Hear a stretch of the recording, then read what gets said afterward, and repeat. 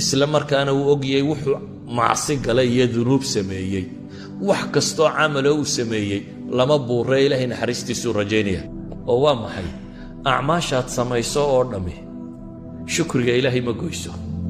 xaqa taqwaa iyo xaqa jihaadi iyo xaqa shukri ma gaadho waxa ilaahay nimco ku siiyey abaalmarkeedii ma goyso intaad waddaa waxaad dembi gashayna waa kuu dheeriyeen indhaha alla ku siiyey ama wadnaa lagu siiyey ama kaliyaa lagu siiyey waxaad haysatoo dhammi ma gooyaan idan waxa nimco alla ku siiyey shukrinaqeedii maa dhammaynin inaad sayi'aadkaaga ay tirta mooyaane laakiin ilaahay baa wuxuu yidhi haddaad in yar la timaaddo uun waa kaa aqbalaya intaasaan dembigaaga ku dhaafaya walidalik baa ibnu alqayim